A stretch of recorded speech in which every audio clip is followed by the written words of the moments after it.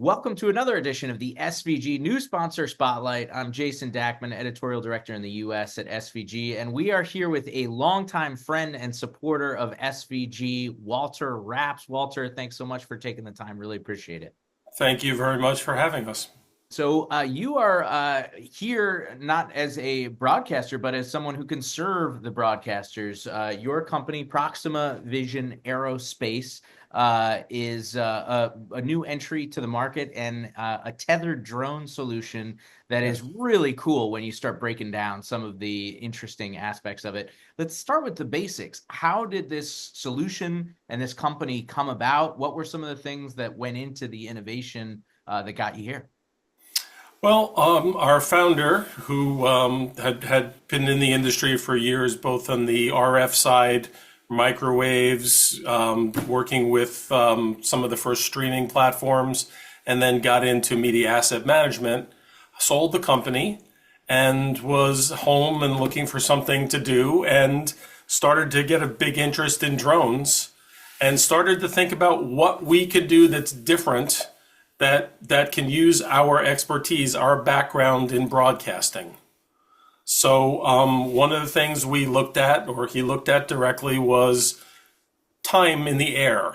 So, when you're doing some of these shows and you set up the shot with the drone and everything, and then all of a sudden you got to bring it down and put new batteries in it because of your limited flight time.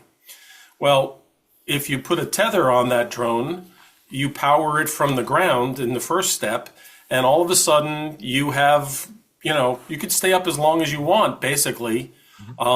Theoretically, 42 days in the air because of things. We say 48 hours is probably the most that you want to do without checking it. But that's revolutionary. That's something instead of 20 minutes, 15 minutes, days. Sure. The second thing we did was look at how long and how the signal comes down. So we've added a fiber optic into our tether. So we get the lowest latency possible off the camera down to the ground. And since it's fiber optic, we can ship it, kilometers to the broadcast truck or whatever. We can also stream it off of that signal or off the drone directly, again, through the ground station, so that we can have multiple, ways of distributing that signal back to where it needs to go. Sure. We have AI analytics, so not only can we help with the broadcasters for part of the show, but we can help for the compound and area security, as well as, some of these shows now, you can't afford a $25,000 fixed wing or, the blimp. So you can put our drone up 700 feet. If you have to get clearance, of course, to doing that. But you can go up 700 feet. At 700 feet, you're going to get a pretty good shot of the stadium and the surrounding areas for that. Truth of the matter is that you can see about 30 miles out into the distance. Wow. Yeah. Pretty impressive. Yeah. So when broadcasters start to look at, again, drones have certainly become more popular, non-tethered drones, wired aerial cams, you mentioned fixed wings, blimps, so on and so forth. Why does this make more sense for certain scenarios, especially when you start to look at some of the limitations that you just talked about first for other solutions? Well, first of all, it's not going to be $25,000 for the hour or 2 hours a shot. So that'll be, I'm not going to talk about price right now, but it's not going to be $25,000. Sure. The second part of that is we are on the ground, so we can give you the best possible latency and quality coming from that picture up to 4K out of the camera, down and out if you need it, depending on the camera, of course.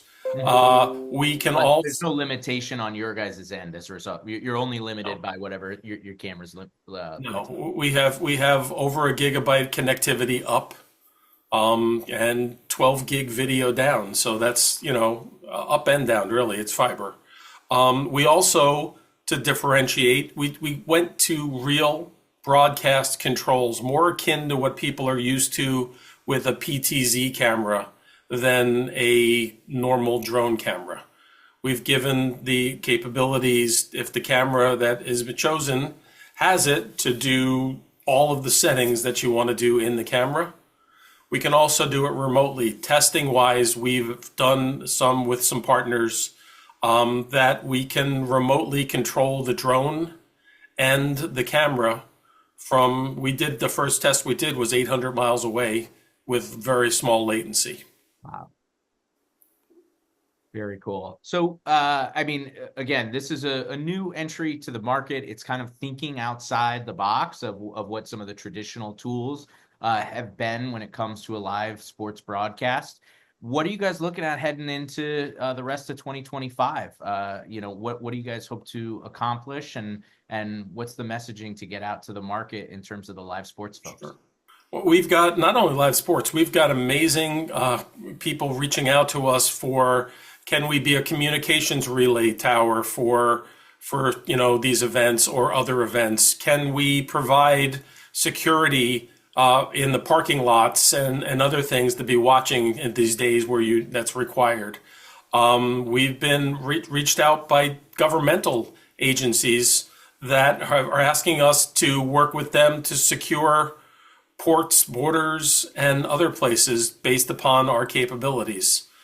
So right now we're like looking at all of these and saying, yeah, we can. And how can we perfect each of those use cases without affecting the others? Sure, absolutely. Well, there's a lot of excitement around this. Certainly, with the ability to do constant streaming, remote operating, coverage around the clock, 48 hours, but many. When you say streaming, remember we can stream, but we can also take the video down as it's right out of the camera. So it's not really a stream it that way. It's the video. It's right. It can be a source essentially. So we can do HDMI, 12 gig SDI, both of those in 4K, and we are experimenting with 2110 in a closed facility. We can do 2110 right now. Sure. And that's, again, with a minimal footprint and extremely quick deployment as well. So very, very, very cool. All right. Well, Walter, thanks so much for taking the time. Thank We're you. really intrigued. Make sure to stay in touch and with the developments of the company, and welcome to the SVG family. Thank you very much. It's been part of the family for a long time, but it's interesting to be on the vendor side. Yeah, exactly. Yeah, no question about it. Well, if you'd like to know more about ProximaVision Aerospace, make sure to check out ProximaVision.com. They have a broadcast page there. It's ProximaVision.com/broadcast. Thanks so much for joining us. This has been another edition of the SVG News Sponsor Spotlight.